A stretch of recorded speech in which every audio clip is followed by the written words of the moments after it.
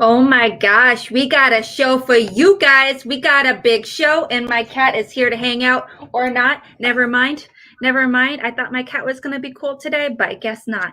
All right. Hi, guys. I'm Alex Mike, part of the Call to Action crew, and we are here to break down a really amazing match between two amazing competitors. And I'm here with one of my favorite people, Nat Vu. What up, boo boo? Hey, it's me, Nat. I never know what to say when someone introduces me. It's always kind of awkward. How are you doing, Alex? It's always a treasure when I have you on. It's like hitting the lottery because I feel like I never see you. And also I'm like the majesticness of the hair. I mean, we want more. We want more Nat hair. Like what's going on there? I was gonna tie it up today, but then I remembered I was gonna be on camera, so I was just gonna let it flow out and everything. Just do like some nice hair flip. It is. Slow motion for me. Well, speaking of some awesome people, guys, we got some awesome guests today. Like I said, we're going to be covering the great match a second round match between Adam Collins and Lon Harris. Oh my gosh. So you know what? Let's just go ahead and bring him up. We have definitely Lon, the delinquent himself, representing swag. Oh my gosh. Where is he? I don't even know. And we got Taco. Where are you today? I'm back in Taco's place. He let me move back in. We worked it out. A lot of negotiations behind the scenes. Things got a little testy, but yeah, we're back. We're back. Man, you survived a fight with Taco. You deserve a high five or a hug from someone special, let me tell you. He's got like 8 teeth left, so it's, it's cagey. It could go either way. It could go either way with this guy. Absolutely. Well, thank you so much for coming on and hanging out with us for this breakdown today. I know the match debuted not too long ago, but so we're going to be bringing on another guest as well. It is Adam Collins, the Coyote, representing Corruption and potential Rookie of the Year. Let's slow my roll. Don't give the fans more fodder, please. First, he's got to get through me, and I don't remember what happens in this match, so we'll find out. Bit of a blur. I'm as in suspense as everyone else. Mm-hmm. Yeah. I agree. Yeah. This watching this match is definitely it's a pretty very fast match. It's a very intense match for when it happened. Everything just happened so quickly, and you're like, what? And I'm like, there are some points I was taking down notes, and then before I knew it, I was like, what's happening? Oh, shoot. And but we're going to dive into that here pretty soon. So overall, real quickly, thank you so much, Adam, for coming on. We really appreciate it.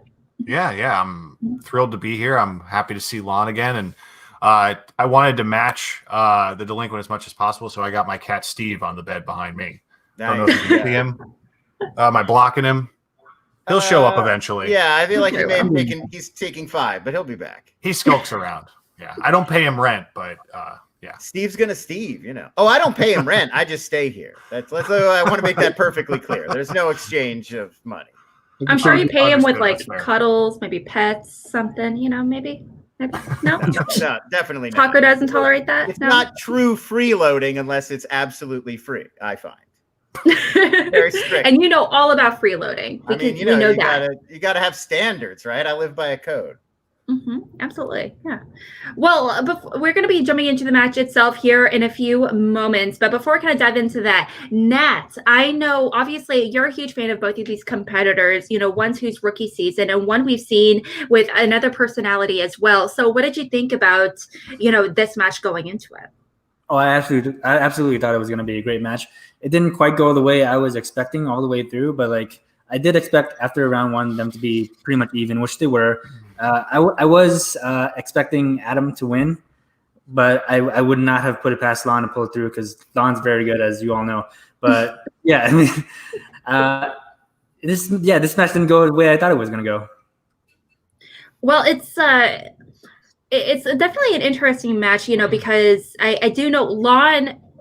You've played many a match, obviously, in teams and singles. I believe your record going into this was 5-4. So obviously, you played 9 matches total with one TKO, so with 1 KO under your belt. So obviously, you're comfortable competing overall. So what was your mindset like going against rookie that we know so little about in Schmoedown? Yeah, I mean, a lot of Schmoedown competitors will prepare, watch game tape, go back in old footage and well, what are this player's strengths and weaknesses? And I do not do that. So yeah, it's kind of, for me, it's sort of like, oh, who's this person that I'm seeing for the first time now that we're about to face off against one another? Let's just dive in and try to answer more questions than them. So I know that among the members of Team Swag, there is some concern about, oh, we're going up against a rookie, only played, maybe delving into YouTube to look up fan leagues and stuff that this person has been up to even before they arrived at the Schmodown. But if you're like me, you think that kind of effort is nerdy or dumb. So I would never do that. Yeah, never. That's for like nerds and losers. Obviously, again, right? I'm a very principled Schmodown player, and that principle is never try. Never try, ever try. Yeah, there's no point. Absolutely. And Adam, you're going up against a competitor that we've obviously seen compete, many a time, obviously. And obviously, he's going to be, playing in, some, both of you guys are going to be playing in future teams matches and everything here for the team's tournament here later this year. Are you really, really nervous going into this match? I mean, as a rookie playing against someone that's interesting as Lon? Yeah, well, he can be a little disarming at times. I mean, he doesn't remember. I could swear he and I passed a flask around at a campsite we didn't pay to rent, but that could have been a different delinquent. I don't know. I mean, that sounds like me, but I don't recall it. It left an impression on me, Lon. That was a fun night. But in any case, I'd also seen his matches from when he was tenured, and I found them very impressive. But this new Lon, this delinquent, brings a different set of skills. And I can't take credit for the Drunken Master comparison, but once I heard it the first time, that's exactly how I looked at Lon going into this match. I know.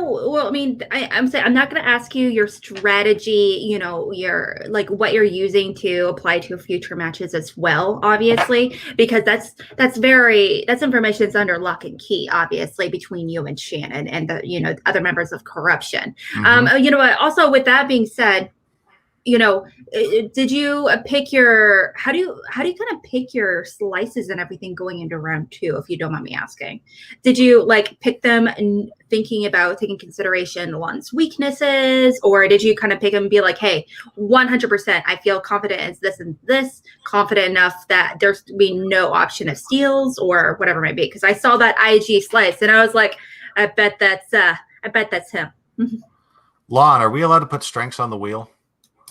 Wait, you're seeing the wheel before the match? I had no idea. This is the first I'm hearing about it. No, that's not even what I'm talking about. I was just wondering, did you put strengths on the wheel? Oh, did I pick 2 categories and put them on the wheel? Yeah, I did. Yeah, so I think Lon and I are going to keep that close to the belt, what we picked. But yeah, I mean, I think it's safe to assume that if we're putting something on the wheel, we go in prepared for that slice if we get it. I can say one because Paul and I established this in an earlier batch.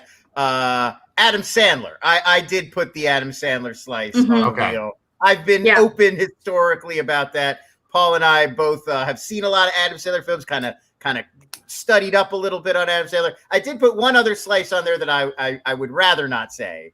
But that's fair. But Sandler is a final exam specialty. I think that's been established by now. Absolutely. I do think that Adam Sandler is definitely becoming one of the more popular slices this season. So, being such a new slice, so I'm pretty excited to see more of it for sure. Okay. Yeah, I mean, that's one of those categories where I think that you could catch people unawares because everybody's familiar with the top 5. Everybody feels like if I get a Happy Gilmore question, I'm be like Shooter McGavin, there's landmines, there's stuff that you don't even remember that you don't remember, like Rain Over Me or the Cobbler that can come up. And so I think those are why that's a good wheel slice. Jodie Foster, which is not one that I put on the wheel, but that also strikes me as a winner in that sense, that everybody feels good about Panic Room and Silence of the Lambs and Taxi Driver, but Little Girl Who Lives Down the Lane, kind of a curveball. You might get a question about that. Bugsy Malone, Boxes has come up before. So right, exactly. So it's there's a lot of did you really exhaustively go through all the Jodie Foster categories? Because they could mix you up. Yeah, absolutely. Well, we're going to be looking at the wheel later today, because it's definitely an interesting wheel that we see. So we'll kind of save that for later in the match. But Nat, do you have any questions before we kind of dive into the match itself? Yeah, I have a question for Adam. How confident do you feel going into this match, knowing how good Lon is as a player? I mean, I honestly, and this is not an exaggeration at all. I do everything I can to hit the reset button for every match, and the win over Roko was nice, but I had to put it out of my head. And with Lon, I mean, I don't think it gives anything away to admit that I've watched his matches more than once. I think that's standard nowadays, and I was very familiar with his gameplay, and I remember being especially impressed by a Chimes at Midnight poll from last season. Yeah, that was a good one. So because it was so fast. I was just going into this with open eyes, but confident in my own ability to answer questions, but also aware of his capacity to do the same. As a fan first, competitor second, going into Schmoedown, were you like fangirling out a little bit? Well, fanboying out a little bit. I would have been like, too, oh my gosh. I would have been like, I'm competing against Lon. I'm competing against Roka. Oh my gosh, guys. Yeah. No, I was compulsively curling my own hair. I didn't know how to handle myself going into this match. But I am a fan of Lon's.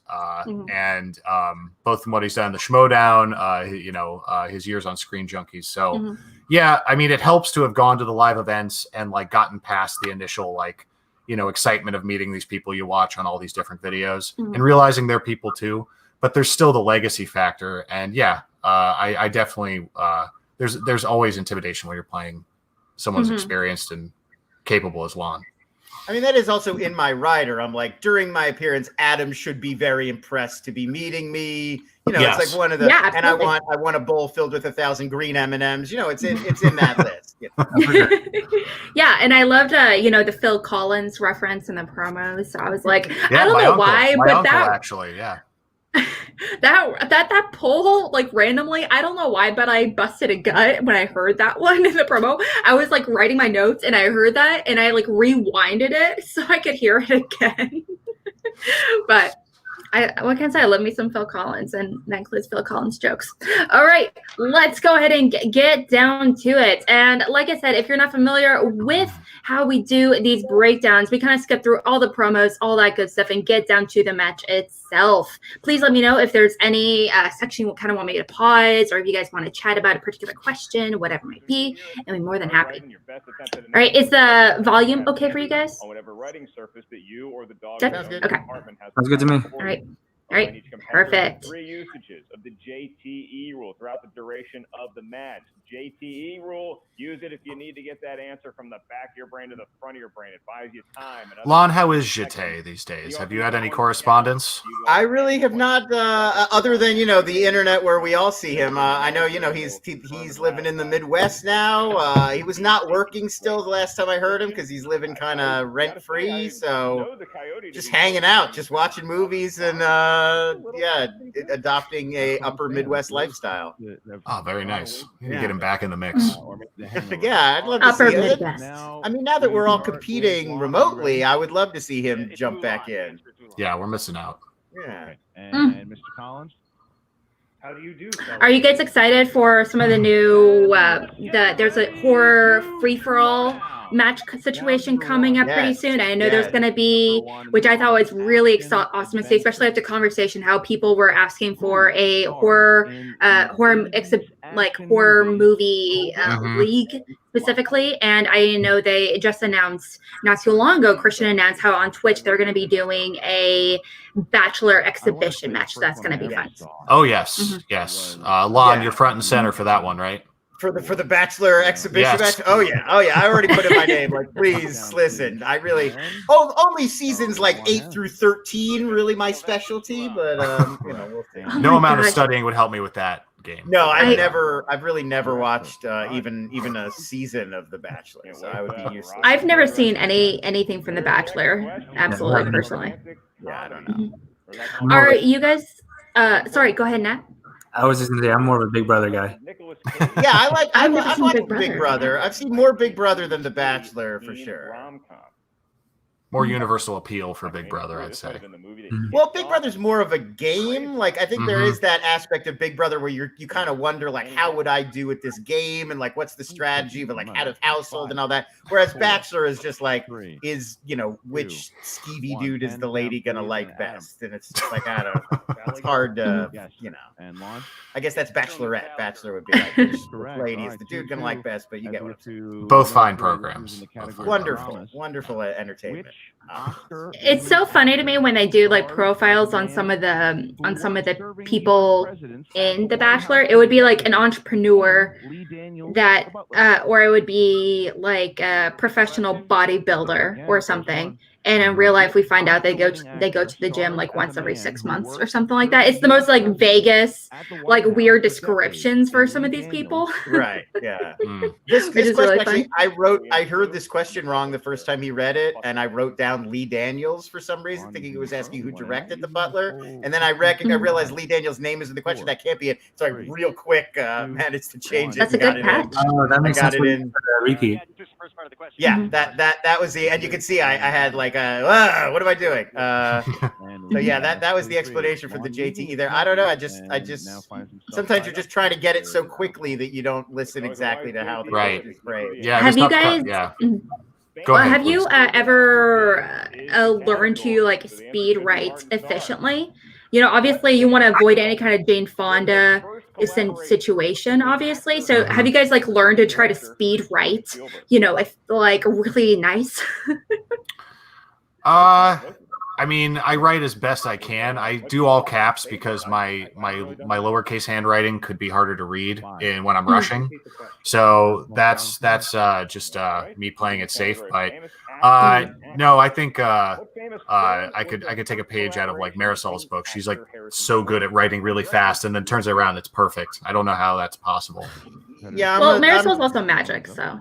yeah, I have just kind of generally sloppy penmanship. Like anything hand-eye coordination, I'm bad at. Like I'm bad at darts and pool, video games, writing. I'm just like, like it doesn't connect right. So yeah, I have sloppy handwriting, so I actually do have to try to like not go too fast, or I will mess it up. Right. So I do have to say this question. So this is a good example. So like this was obviously a little bit of a blow to my pride. This is a perfect example of a question that if I'd been at home playing, I wouldn't have even thought twice about it. But in the heat of a match, it's just proof that like no matter how confident you are in your ability, you got to go over like basic facts and remind yourself of how you're thinking about things. And I got tripped up thinking about Harrison Ford and like, you know, like Apocalypse Now or The Conversation, which are Coppola films, but like my mind like drifted in the completely wrong direction. So Yeah, I completely, that was a bummer to miss that one. At Free for All 3, I end up getting kicked out early, and it's such a dumb. It's the question is what Ridley Scott film features Julianne Moore, Ray Liotta, and Gary Oldman? And the answer is Hannibal. And I know that movie very well. I'm a big Hannibal Lecter fan. But my approach in the moment to answering it was wrong. I just tried to go through Ridley Scott's filmography rather than just thinking about what movies got Julianne Moore and Ray Liotta. Like I would have come up with it. But I was just like, is it White Squall? No, it's not White Squall. Is it Blade Runner? No, it's not Blade Runner. And like, I ran out of time because I was just doing that, and there's just too many Ridley Scott movies. Instead of just thinking about. Sometimes you know the answer, you just like get in this bad loop, and then it's too late. Exactly. Like I think it's safe to assume that if you're playing this game, you're coming into it with a fairly analytical approach, and you're trying to really listen to the questions closely. But that can occasionally backfire if you're thinking too deep about a really basic question. Yeah, for sure. I mean, you don't really recognize what time pressure is like until you're in the heat of it. You know, like it's easy to watch from home and imagine what it would be like. But when it's like tick tock, go right now, write the answer. You know, like your brain can react in all sorts of weird ways. Is known for coining the line, "Do you like scary movies?" I was very proud. I got to, at this point, I had like a perfect score, honestly. And on this question, I was on Twitter for a split second, and I was like, I noticed Abby Friel, if you don't know who she is, do yourself a favor and check her out. She's amazing. She's doing amazing work for Schmodown. And she also is in charge of a Schmodown TikTok account, which is really fantastic. But I realized that she was like celebrating and like hitting so many subscribers on there. And so I checked out and I watched a video. And by the end of the video, I realized I totally didn't even hear the question. And I'm like, now I'm like so sad because I'm like, oh, what could have been? Because it's just kind of weird. Because I also try to make note because I'm trying in the process of accumulating a bunch of questions for the last journal standing this Friday, and so I like to try to make note of a lot of these questions, and I'm like, I missed one. But when I watch Schmodown matches, I pick one of the two players and I play against them the first time I watch, which just try to like, would I have beaten Bibbs in this match or whatever? Yeah. Just like it makes it more fun, and I do think it's like good prep exactly for that. Like you can't go back; you got to limit yourself to the time allotted, and like I think that's probably the best way that. If I did any training, I would train, but as I don't, clearly, obviously, I also if I were going to. I'm sorry, what'd you say, Nat? I missed it. I also do that, and I've never won. I win sometimes, every once in a while. Maybe once in a blue moon, but not usually against Bibbs, but sometimes. I always do like pretty well. I at least get like a 5 or 6 on the first round, but in the second round, it's awful. It's pretty awful unless it's like Tim Burton or rom-coms or costume dramas. That's all I got. Other than that, I get 2 or 4 points if I'm lucky. Those are some solid places, Alex. Yeah. You could definitely use those to your advantage. Oh yeah, but that's like all I got. Like I don't have casual sports knowledge or decades or classics. Classics, by the way, everyone, it should totally be its own. It should totally be its own league. Oh my gosh! I would love to classics. Try for a classic. I feel like that's the only like league which I would theoretically be stronger in than general singles. I think would probably be like older. Like if you did a decade or classics or just like. Noir or something like that's I have a lot of my knowledge that's like in permafrost like that, where it's like Adam mentioned, like every once in a while you'll get like a classic Wells question. It's like sweet, but like I've never gotten to use my like Max Ophuls knowledge on the Schmodown. Like it's just never gonna come up. Well, that's what kind of makes me sad about knowing that everyone's talking about how like having a horror league, and I'm like, to me, I just want more Schmodown matches. To me, more is more when it comes to Schmodown. Obviously, I'll take whatever I can get, but in particular, I feel like classics is such an already underutilized slice, and includes so many decades, so many genres. You can go into like classic horror. You can go into Hitchcock could be its own slice still. Things like that. And it just makes me Division. Yes, PJ, thanks for coming hanging out with us. By the way, yes, Division, not league. I apologize. Honestly, tomato. How dare you? How dare you? I'm sorry. I do think a classics exhibition is in order for sure. For sure. And I mean, there are a lot of us in the league now who love old movies and would do well. Like you got your Alonzos and your Whitneys and your Bibbs and Adam and myself. Paul Yama. I mean, there are a lot of older film fans in the league now. When I first joined, maybe not quite as much, but it's really expanded. So yeah, I think that would be awesome. Yes. Hopefully I would love to see one in the future, just because it is such a vast, massive category versus I feel like it definitely deserves more than just a lone exhibition match. But again, I'll take whatever I can get. To me, Schmodown, when it comes to Schmodown matches, more is more. Yeah, I think that horror free for all is going to be a lot of fun for people to watch. Yeah, I'm looking forward to that for sure. It's going to be so cool. I wonder what some of the slices will be, for the horror exhibition match, They get pretty creative. Yeah, I feel like, there's a few that we could sort of cross over from the regular ones. I'm sure horror reboots and remakes is definitely going to be in the conversation. Yes. Monster movies. It would be like, yeah, monster movies, absolutely. But there's a bunch Universal's of Dark Universe. I mean, I think obviously we gotta get it. oh my gosh, no. No, it would just be the mummy. It would literally just be questions about the Tom Cruise mummy. Tim Burton. Okay, well, this question in particular, I was so amazed that you got this question because I don't know, like, I'm sure obviously you when you studied it before, you're like, I know for a fact Helena Bonham Carter, Catherine O'Hara, and stuff like that. They've like a lot of the recurring actors, you've like tried to commit that to memory. But me being me, I was just like, I was trying to list them off in my head, and as a result, like, you know, that just makes it difficult where you end up like forgetting a movie or you overdo it and you overthink, well, maybe they weren't in this one or whatever it may be. Sure. Did you already know right away the number, Adam, or were you counting out the films in your head for that one? I did know the number, but honestly, it comes from some of my previous experience too. I started just developing a knack for when I would pay attention to filmographies, paying attention to prominent actors within those filmographies, and those are popular Schmoedown questions. Johnny Depp's a prominent one, especially if you end up spinning Tim Burton.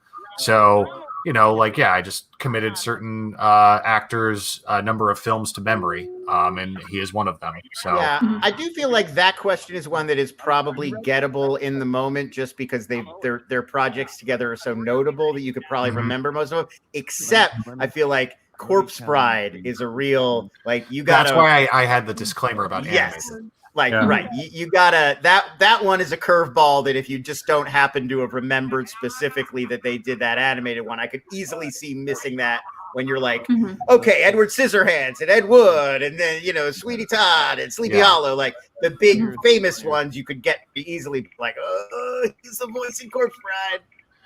Yes, it was funny. And I do want to mention to Ryan, yes, it is a free roll. There is no wheel, but they do mention the categories. They do mention the categories in free for all, so just want to give you a heads up. Yeah, from the category of the Dark Universe. Horror. The Mummy. Okay. That one's actually come up before in the Schmoedown. Who played the Mummy in the Tom Cruise? Now, Lon, do you think we could get away with putting Sophia Boutella, a Lynch category in the horror free for all? I mean, I think that'd be a stretch. I think that's a little bit of a stretch, but I'm also like, I'm for it, and I also am like, maybe just like a Lynch exhibition match. Like, I know Video Drew and myself are in, and like, wait, there shouldn't just be a David Lynch exhibition match. There should be a David director exhibition match. So it includes like David Cronenberg, David Lynch. A lot of David.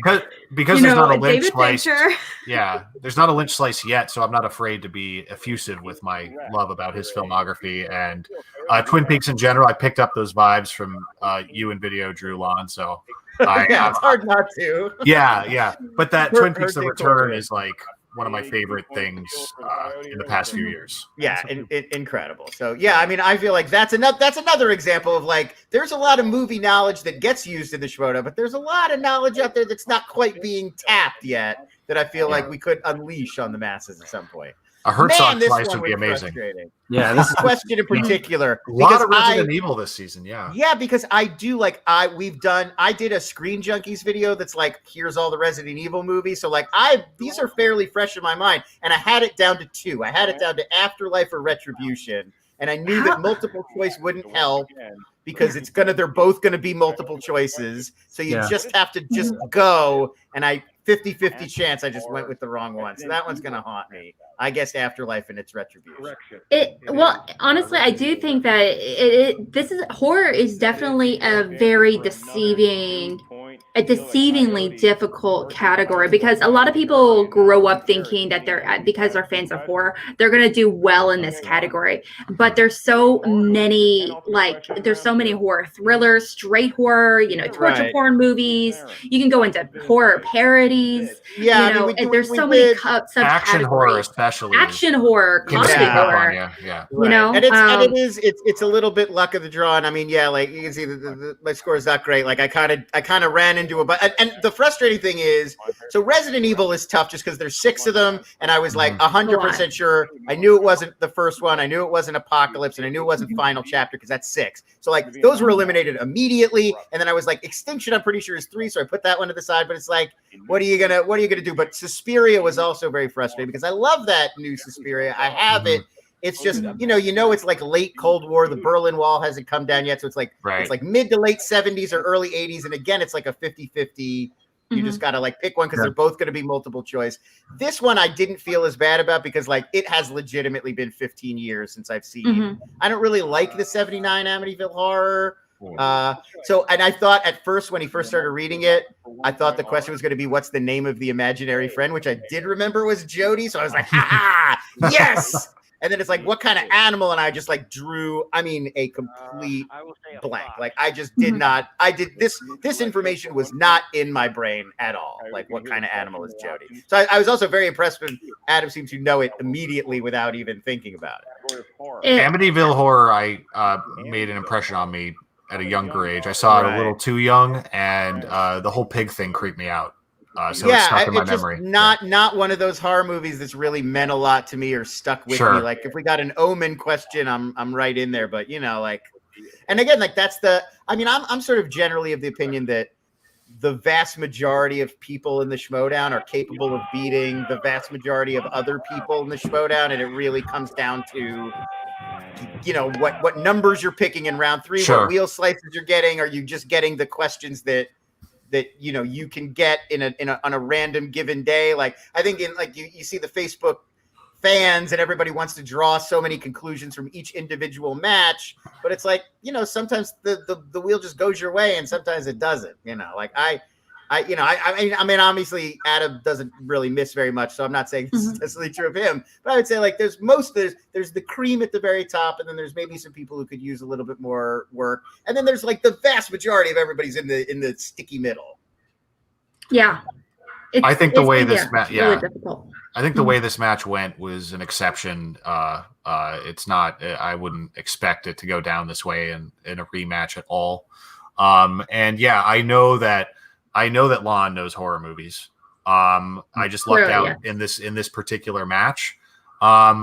And I did happen to rewatch all the Resident Evils last year, so that was kind of a rough stretch in my life, but I got through. But that's also so did I. That's the frustrating thing. It's like I have them on DVD, on Blu-ray right over there. So yeah, it was like of all the things to go out on. I always think of with Schmodown. You guys know Quiz Show? You guys seen that movie Quiz Show? Yeah.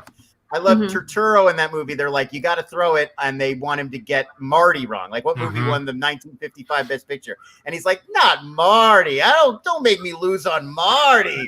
And like that's how I feel sometimes. They're like, not Resident Evil. Don't have me lose on Resident Evil. Well, speaking of horror movies, I have to ask, what is that shirt, your shirt, Nat, referencing? What kind of horror situation is your shirt referencing? No, that's The Office. Yeah. The Office, Dwight. Yeah, that's Dwight in The Office. He takes the with the baloney.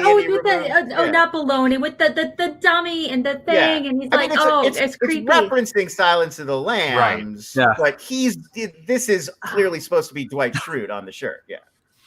Oh yeah, because I could only see that part and I didn't see the body, or like I didn't even realize he's wearing a suit. So I'm like looking at it, I'm like, this is definitely a regular horror movie reference. Yes, we had some people. Well, we had some people in the chat here to remind us, just to let us know, the horror exhibition match did come out last month, on Patreon. So I definitely have to check that out. The horror exhibition match had these slices: zombies, franchise horror, vampires and werewolves, psycho killers, the supernatural, horror for kids, 1980s, 1990s horror, and the 2000s horror. I wonder if the Twilight franchise got in there. I mean, yeah, probably, right? Vampires, why wouldn't it technically? That could have also been in Vampires and Werewolves, now that I think about it. Just saying. You could squint at those movies and kind of fit them in there, I guess. I mean, oh my gosh, there's like blood and stuff. It's like I think it counts. I would say they're horror romance. That's the thing. Like Spring is a horror romance. Yeah. Warm Bodies. Yeah, exactly. Like I think that's a viable genre. Mm-hmm. Even I love me some horror romance. Yes, be a horror romance. So good.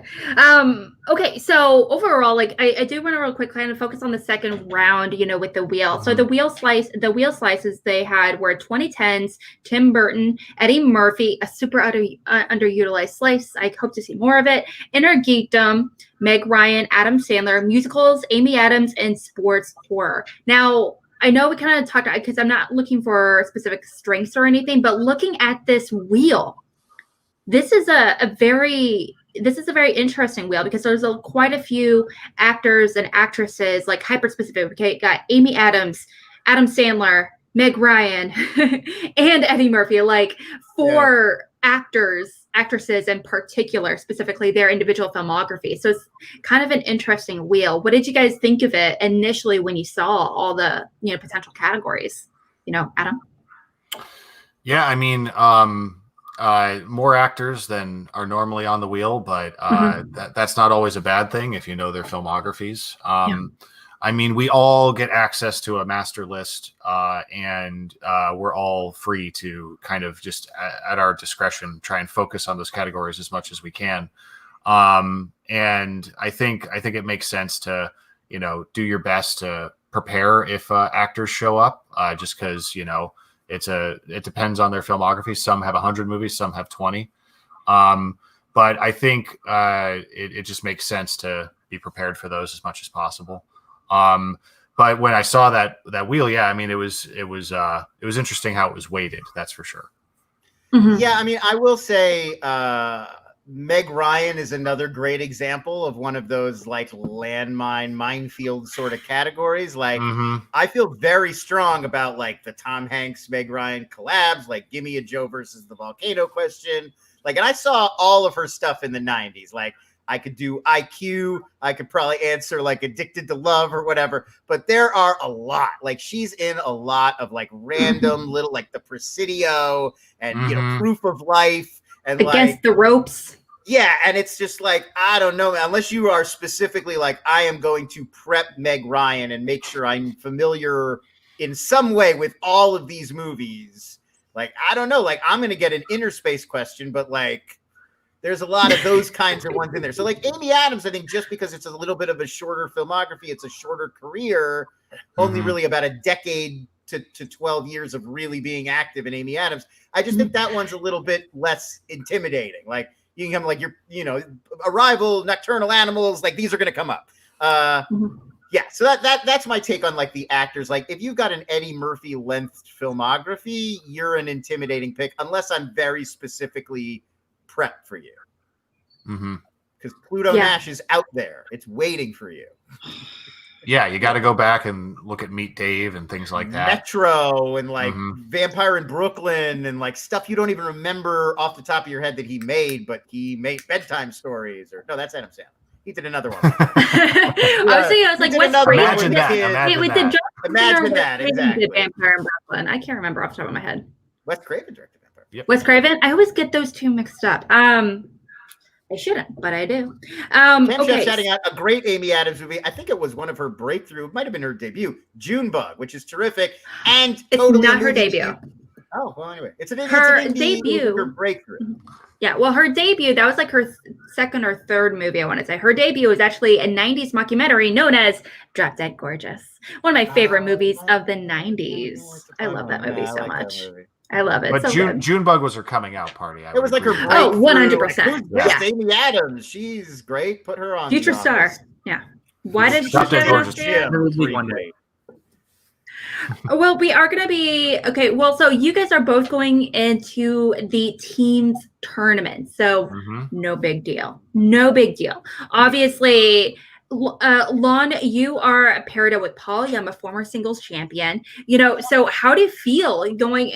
There's a lot more pressure, for Swag to succeed going into the teams tournament overall. How do you feel about that? Yeah, I mean, being teamed with Paul is amazing because he's like if you think of the delinquent, Paul is the anti-delinquent. Like I don't know. I've never personally collaborated with anyone in this league who is more just into it as a like in terms of just passion, not only for movies. I mean, I think we're all passionate about movies here, but passionate about this game and this league and like strategy and just thinking about it. And it's just he's always running this stuff through his mind and he's always thinking about it. And he has not only encyclopedic movie knowledge, but encyclopedic schmodown knowledge. Like you could be like, oh, you know what? I've got a match against Collins coming up. I was thinking about putting video game movies up on the wheel. And he'll be like, oh my God, no. In this match on this date, you got a question about Silent Hill and he knew it right away. And it's just like, oh, damn. Like, I don't even know what to say to that. Like, that's a level that I'll never be on. So that's great. On the downside, I feel a lot of pressure to perform because if I screw up, it's just like, wait, Harris. The versus delinquent Collins. feels pressure to perform. Stepping outside. Let's just talk about Lon for a second, because like when it's me, when it's a singles thing and it's like me versus Collins. Like if I lose, it's like make a joke out of it. I'll give him a wet nap as an amusing bit of banter, and we'll get, as long as everybody laughs, I don't really mind. It doesn't bother me. But like when I'm with Paul, he really wants to win and he's competitive. And, Winston is like looking at the spreadsheets and, it's a former champion. So I then feel like this, okay, I got to like really like, don't mess up an Amityville Horror question, jackass. Like, let's really try our best. So it's kind of a double-sided sword. But I love teaming up with Paul. And it's going to be a lot of fun to get Final Exam back together. Are there any teams that you're absolutely looking forward to facing off against in the tournament? There are a few like people in this league that I've known for a long time that I've never gotten to go up against. So I mean, like certainly, like there are individuals, but no, I mean, I think it's a great roster. Like there are no teams in the team tournament that I'm like not looking forward to facing off against, at all. But I would. Like one day I'd love to go up against like Merle and Roca, who I've never faced off against either of them. So like one day taking on somebody like the Founding Fathers would be great. And also, I mean, we'll see. McKee Collins, I think, would be an amazing matchup. They're two young guns who are just like taking the entire league by storm. So I think it's a bunch of interesting matchups, and I'm excited. Well, it's definitely going to be a pretty awesome. I feel like it's you guys are like definitely a shoo-in favorite for the tournament overall. I mean, you guys are definitely one of the most talked about teams going into the tournament, so it's pretty fantastic. And over to you, Adam, for your team. Obviously, you are like definitely you too. This is a true rookie team, 2 rookie competitors that were, I think, both drafted. Oh wait, no, it's scratch that. Never forget me. Marisol was drafted at the beginning of the year, but you were just drafted. It feels like forever ago, but I know in reality it was only a few months ago, which is like crazy to me. May. Yeah, so that's like crazy to me to think. And so you guys are very much a very true rookie team. So do you guys feel like additional pressure going into this tournament, going against, really awesome, personalities and competitors? Are you just going to be like, you know what, we're just going to hyper focus on ourselves and not even care about what they're doing? I mean, it's not, I don't think it's realistic not to care about, who you might be going up against and stuff like that. That always factors in, but yeah, we focus on ourselves first. And, I think what we have in common is coming in at the same time, and we're both fortunate to have landed matches at the right time, and things went our way, and able to pick up some wins, and that's great. But this is a whole new ball game as a team, and what I can tell you is that the corruption sessions are instrumental to our success, and we've definitely developed a rapport, and I'm confident that, we'll be able to go into this team's tournament and hang with the best, and we'd really like to make a run for it. But we're not getting ahead of ourselves. Not at all. Yeah. Well, I mean, you're both rookies that people were really curious about going into it, just because you guys are obviously both really great competitors from the fan leagues, but also we know nothing about you, and that makes it so much more exciting for you, for us as fans, but also I can only make it that much also much more interesting for you guys, because it's really it's really, you guys can do whatever you want. You can strategize however you want going into the tournament, so that makes it definitely much more fun as well, I imagine. Yeah, and honestly, we complement each other's knowledge well. I won't get into specifics why, but what I can say is, once we found out we were a team, and we're doing these sessions, just you pick up this natural rhythm where if I can't pull an answer on something, then I'll be like, Marisol, do you know this one? And 9 times out of 10, she'll pick up the ones I don't know. And I'm just like, this is exciting. Yeah. Well, Marisol is pretty magical. So again, I'm not surprised. She has that effect. All right. Winston did when putting together Final Exam that I did not have before. I was typically teamed with other people who had similar knowledge bases to me, like my brother Jonathan or JTE. We're about the same age. We like the same kinds of stuff. Whereas me and Oyama, where there's like a 20-year age gap, so there's a lot more stuff that either came out in the 80s that I saw that he never saw, or vice versa, that came out in the aughts, like he's good at YA stuff. So yeah, I mean, I think that's important when you're putting a team together to think about people who have strengths in sort of complementary areas. Well, that's something I'm a little curious about is who was the original person in your faction that was like, hey, you know what? Lon and Paul Oyama, let's make that happen. Oh, that was all Winston. That was all Winston? 100%? After the draft, I was like, that has to happen. I did not. I don't even remember what was going on that day, but I did not even go to the draft. Like, I knew I was in the mix to maybe be drafted, but I couldn't even go that day. So I literally got home, and there was an email from Winston that was like, you're on my team. We're called Swag. It's going to be you and Paul Oyama as a team next year. Like, get ready. Let's do this. And it was like, okay, well, here we go. Like, I had nothing to do with it. I had no input whatsoever. And like 9 months later, you're one of those talked about competitors in Schmodown. As one of like Winston was like Nostradamus of this league. Then like saw Ace having his crazy run, picked up Chandru out of thin air, was like, this is the guy. Like, he made a lot of really smart calls. Liz Shannon Miller, as we've now seen, what a pickup. So I mean, I think that he was making some really brilliant forward thinking decisions early on in the year about how things were going to play out. So what I'm hearing is that Winston is actually like a 900-year-old numerologist psychic. Right? I thought it was weird that all of his emails were in rhyming couplets, but I guess that goes with the territory. You know what? Actually, that kind of definitely makes sense. For sure. Absolutely. I was like, what about you? Who's the one that initially proposed Marisol Adam? Let's make that a thing. After we both debuted, we were not getting ahead of ourselves in the sense that we thought we would get a chance to play at teams this year. But then when the teams tournament got announced, we knew that Mike and Chance had their title shot coming up. So, we wanted them to win regardless, but it was just a naturally, it made sense to, put all our strength behind them to get them ready for that match.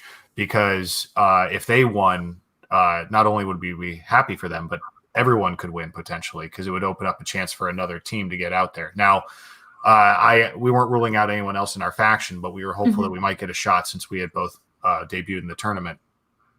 So once Mike and Chance won that match, Shannon proposed it at the next session, and we were over the moon. It's not that we think we're going to go sweep the tournament or anything. We just we want to prove that we can hang. That's what this has always been about. We want to prove that we can hang with all these players that we've been watching for years that we really respect, because we love playing this game. We played it at home, playing along. We played in the fan leagues, and now playing in the Schmodown is the greatest honor that we could have. So that's kind of where we're coming from. Yeah, I mean, it's definitely a dream come true, absolutely, loving being part of the community and loving Schmodown as much as we do, for sure. I am going to be going over to the chat, the really awesome chat. Hey guys, thank you so much for hanging out with us today.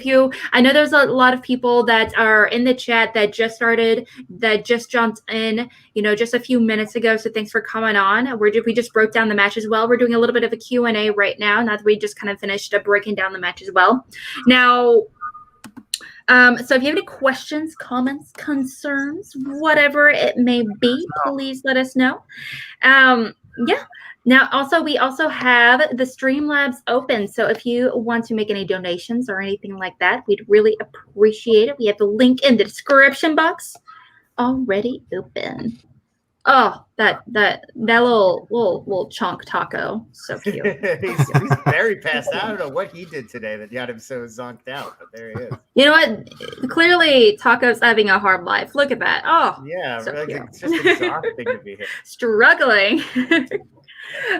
Okay, so there was a question in the chat, I did want to ask. Canada Rocks asked, what do you think would be the hardest actor, I assume also, or actress slice? For me, a Nicholson, I assume Jack Nicholson slice would be Murder because of sheer volume. Yeah. Go ahead. Yeah. Oh no, you first, Lon. I have two. I would love to see on the wheel. There is a Clint Eastwood slice, I believe, which is like better part of 100 my films God. when you combined all his work. Remember your Bronco Billy from your High Plains Drifter, from your there's so many of those random ones, plus all of his films that he directed. That's Murder. I think there's a lot of those kinds of people, like your John Waynes and your like Humphrey Bogart's, like people who had these decades upon decade. If you've had that many decades of a career, even like Meryl Streep, I think is challenging in that way, like consistently working from the early mid 70s to today, and she doesn't take breaks, like she's active through that entire era, making films every year. So like that stuff is, anybody like that is just punishing, where you've got 50 years of movies to review all in one go. That's hard. My favorite, definitely not the best, but it's definitely, two of my favorite Meryl Streep movies is Death Becomes Her, my favorite comedy of the 90s.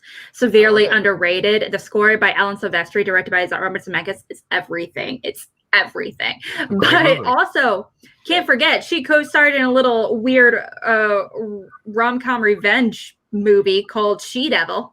Sure. With Roseanne. Yeah. And that was so weird. She's like a romance novelist that lives like at a castle. Right. That's what I mean. Like for every, Deer Hunter or whatever, there's like, do you remember Postcards from the Edge that well? It's great, but like it's probably been a long time since most people have revisited that one. And there's just a lot of those, like Silkwood movies where it's just like, you got to really do your homework. They're not all going to be questions about, defending your life and, the stuff people remember really well. The fun movies. Go ahead, Adam. I was just going to say the fun movies are the, it's fun to go back and watch Silkwood. Rewatching both Mamma Mia's for certain players might be a little bit less pleasant. No offense to Mamma Mia fans, but the two Produced slices. by Tom Hanks. There you go. So Lon, two of the slices I'd like to see someday, just to see people's heads spin, would be Christopher Lee and James Hong. Oh my God. Yeah. My God. You know what I would love to see is maybe a martial arts category, or like Jackie Chan. Yeah. I would love that. I mean, guys like Christopher Lee. I mean, you're talking about like all of these like low budget, like they just constantly they were just like a short film, the Hammer film, the low budget, the Italian movie. So you're just like, it's all over the place. It's like impossible to study for that stuff. And it's like it really freak people out. Just do like a casual random drop about how he used to sing on like a death metal album. Yeah. I love it. He really should have collabed on something. They're both so musical. Yeah. Real quickly, Sorry, I broke the internet with that suggestion. Is that what happened? Yes, so. Definitely broke the internet. Hey, here we go again. Rocks. Absolutely. Hammer horror slice. Yeah. I would love that. We were talking about that, I think, the other night, that Hammer horror doesn't really pop up very often in the Schmoedown, which is a shame. But it's also, there's so much of it, like even if you feel like I do, like I know those, I love Captain Kronos, but man, there's a lot of those movies, and like I haven't seen The Creeping Flesh in the last few years. I might not nail a question about it, I think like B-level horror movies should have its own should have its own exhibition match, and it would just be like the weirder the better. It would be like slime horror movies or environmentalist horror movies. It would be a category, which could be like really weird. One of those characters, like James Hong, is a great example of just like hundreds. The guy must have made hundreds of movies. Yes, it's a lot. It's a lot. Like he and Lee are virtually tied, I think. Yeah, so it's like that. That's its own like horror slice. Like there's as many movies in there as there is in a genre. He's a genre to himself. Absolutely. Oh well, by extension, that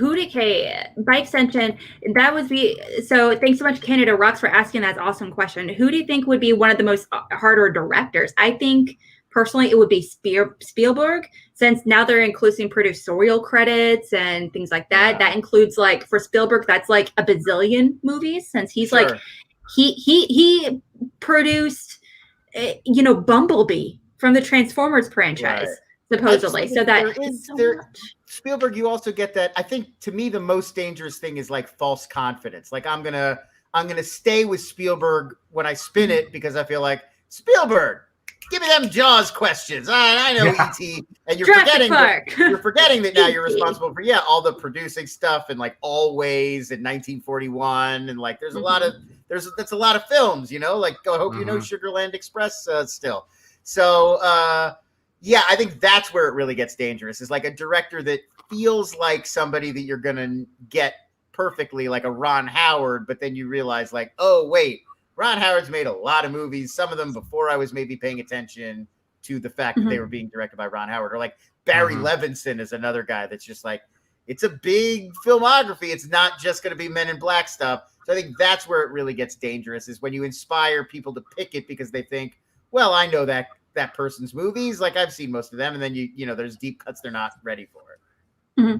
Oh, and thank you so much, PJ, for correcting me. They're not doing so much producer specific stuff now. That makes sense. I feel like it's a very blurred area though. But acting, like doing cameos and stuff like Spielberg and Blues Brothers makes sense. Right. Though, and like we saw that in Video Drew's match where she got Mel Brooks on the wheel, but then she got 2 questions about films in which he performs as opposed to films that he directed. So like there are curveballs like that out there. Absolutely. What about you, Adam? I think you need to be careful with like the Ridley Scott slice. JTE's match against Liz Shannon Miller was one example. Because it was really hyper specific. Yeah. That one that was like, what kind of animal is on Maximus's armor? Right. I was like in the studio for that, like, it was forget you. Weren't they horses? It's a horse. That's very good because he raises horses. He does have that conversation. He has the conversation with the boy about how he raises these beautiful Spanish stallions. Exactly. So if you remember that scene, there's a chance you get it. But that's the thing, is like, it's really easy in retrospect to go like, oh, right, it's horses because there's that one scene. But when you're in the moment, you don't necessarily know there's a clue in the movie. You're just trying to picture the armer. So in the moment, I was like, tigers? Like, I was just, you're just thinking about what animal would it be? Like, but Ridley Scott could sneak up on you for sure. I think, my dream slice that'll never happen is Werner Herzog, which is like 60 odd films that you could put on there if you include his nonfiction stuff. I don't think we're ever going to get deep into international in the Schmodown. It kind of opens up too many doors, even though a lot of us love international movies. It's a lot to expect for people coming into the league to. I do think there is potential for an exhibition match, or if they could really focus in on maybe award-winning movies, or heck, you can make it could be a slice in the horror exhibition match, Japanese horror in particular.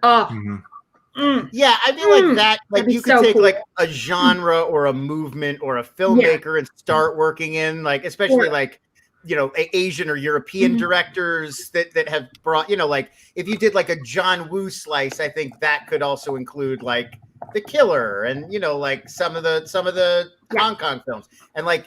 I think like a Truffaut slice might make sense one day, and it would be like, Shoot the Piano Player, A Day for Night, and some of the big ones. Like, I think you could theoretically get away with that one day. I think just putting like French New Wave or German movies or something is unlikely, because you're just like, there's not that many people in the league who would be really competitive in those areas, unless it was like an exhibition or something. There also, I do want to call attention to the comments. I meant Barry Sonnenfeld. I said Barry Levinson. Barry Sonnenfeld directed Men in Black. Not Barry Levinson, who did Good Morning Vietnam, and I apologize for the error. We're off the clock. I'm just unimpressed that you had it wrong. I'm just like, I got my berries. I mixed up my berries, everybody. I'm sorry. Yeah, Ingmar Bergman would be an interesting one. Absolutely, Danny. You'd be I would horrible love at a international Bergman movies. slice. I think I'd That'd be be- good at a yeah. Bergman slice, but I don't think it'll. I'm Akira not. Kurosawa. I'm not biding Yama my would fill time. that category. That one, oh, we could do Oscar-winning Mexican directors if you're going to go You hyper-specific. could just go Okay, those really three, like the three amigos, like Cuarón, Inarritu, and Del Toro. That would be a good slice. Yeah. I could. Well, if we could have Robert De Niro / Pacino, and Right, Sly yes, and Arnie, why right. can't we do it with directors? I think Why that. can't Yeah, we- I mean, there would be. Well, I'll some- tell you.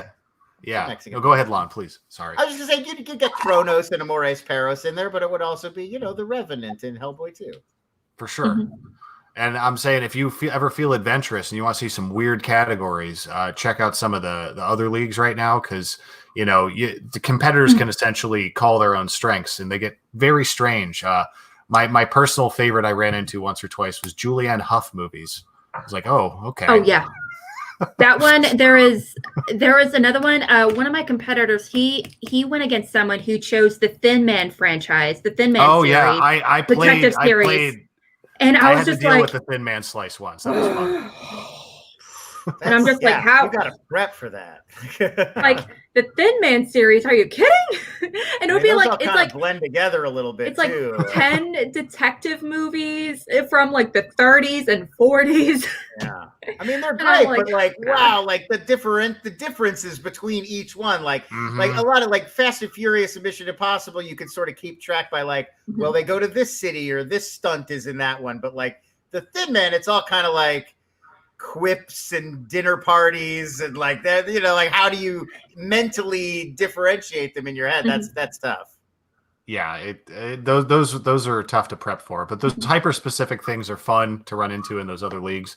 I think the Schmodown staying broad is a very good idea.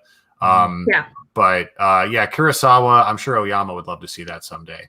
Yeah, he loves Kurosawa. Yeah. Yeah. No, I mean, Not right, kidding. yeah, that would be great. Or like samurai movies would be really fun and just like working hell yeah. stuff from that era. I'm still waiting for the Keanu Reeves slice. Oh, Yeah, how is there not a Keanu slice? like that just like Yeah. it I don't want to say it hurts my soul, but it definitely is pretty darn close. That's up there with Nicolas So, Cage, where it's like, like why? people are being robbed. Like I what am are we on board with the doing? Nicolas Cage movement. How is to there get him- not I- a Nicolas Cage? Oh That'd my be a gosh, fun, Nick Cage. challenging slice. Oh, Yeah, and that's another one of those guys where like you got to prep for Cage Mhm. because like there are some real obscure weird stuff you could be thrown. not kidding. There's oh my gosh, there's so much, and I oh my gosh, I saw the movie Raising Arizona for the first time a few I weeks know, ago. That's Yeah, awesome. and after that I started like watching a lot of his like I like watched Knowing, I watched Mom and Dad, a bunch of like I watched The Wicker Man, the remake obviously, and then that made me turn on to sorry, the Alex. original one with Christopher Lee. When I think of people prepping for Nicolas Cage, I think of Abed from Community, just like trying to determine if Nicolas Cage is great or bad.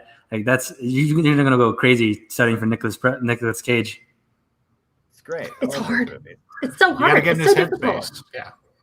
Oh gosh, I think that studying for Nicolas Cage is more like a mindset rather than you're actually studying. It's like you have to have the Nick Cage mindset of the slice, and you have to be like the entire time.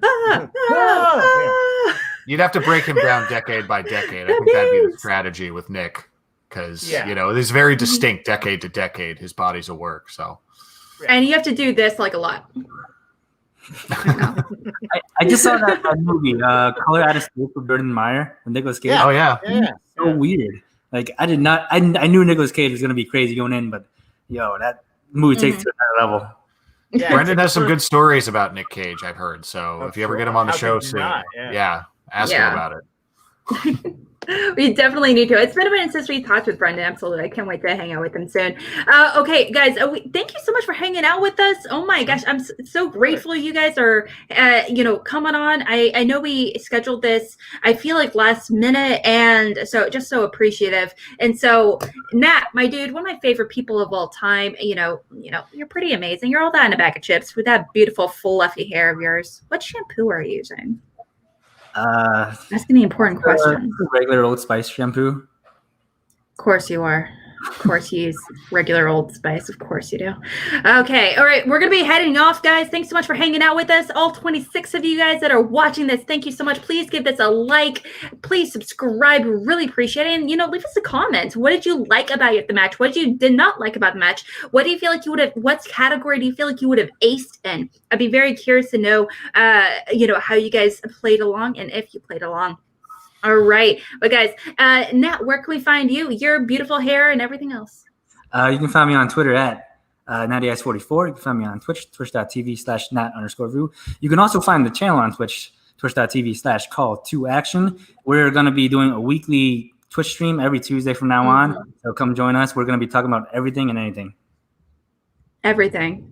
So it's so terrifying. It's going to be a lot of Nick Cage references. Let's be honest. There's going to be a lot of impressions. Let's ride. Absolutely. All right. And Lon, where can we see you find whatever it is that you're working on? I know you're a man doing 1,000,001 things simultaneously. The best place to find what I'm working on is Twitter at LONS is where to find me. I'll share everything I'm doing there. But I do want to say Tuesdays at 7 p.m. on Twitch, Hal Rudnick and I have started a streaming TV themed sort of weekly podcast called Binge Boys. That's on his Twitch channel. We just talk about whatever random, because I'm also, in addition to prepping for Schmodown or not prepping for Schmodown, I am also just watching a ton of random shows on TV. So like this week we talked about Ratchet and Raised by Wolves and all sorts of other weird stuff out there. So so check that out. That's every Tuesday at 7 p.m. Twitch.tv/Chuckleface, which is Hal's Twitch channel. But follow me on Twitter and I'll post about it when it's happening. Noted. Everything's also in the description box below. So if you guys don't have to write it down so quick, you can just click copy and paste.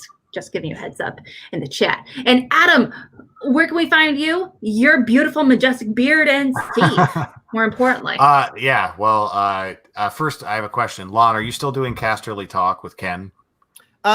He's brought it back, and he there's a whole rotating panel of guests who come on: Ace Cabrera, Rachel Cushing, some other Schmodown folks. So I'm in that mix. So yeah, probably one out of every 5 or 6 episodes I'll pop by. Still, I think he's doing a full Thrones rewatch starting in season 1 is the new project. I'm hoping we can parlay this Bachelor thing into a Game of Thrones exhibition match. I think that'd be fun. I would love that, but Ken and Rachel are gonna be super terrifying. Because of course, they are ridiculous repositories of Game of Thrones know-how. But yes, that would be great, and I would love to get blown out several times in that division. But yeah, check out Casterly Talk because it's a fun show. But I don't do much online. I keep a low profile. I'm kind of a private gentleman, but I am happy to interact with film and Schmodown fans on Twitter and Letterboxd. My username is Eisenthor, AIZANTHOR, and yeah, I write and reviews and rate movies on Letterboxd, and it's a lot of fun. So come by.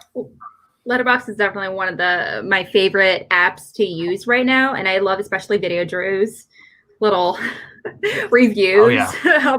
It would be like something of Rear Window, and it would be like, what a creeper or something.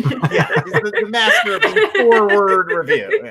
It would be. It's fantastic. It's so funny. I love it. I'm Alex Mack, part of the Call to Action crew. You can also find me hosting a show called Cinema Bias with Video Drew, where we dive into movies that challenge us, movies that one of us or both of us have never seen before. Yesterday, we did an episode on My Cousin Vinny, which was a first-time watch for me, which was really fun to dive into. And next week, we're watching a movie that Drew has never seen before, Alfred Hitchcock's To Catch a Thief.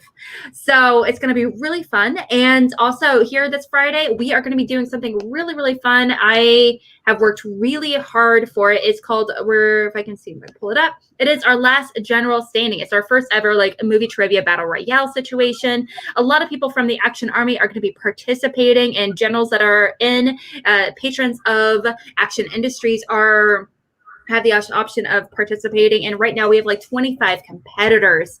So it's definitely going to be a doozy. That's for dang sure. So we're working hard on it. It's going to be starting at 6 Pacific, 9 Eastern. So definitely come and hang out.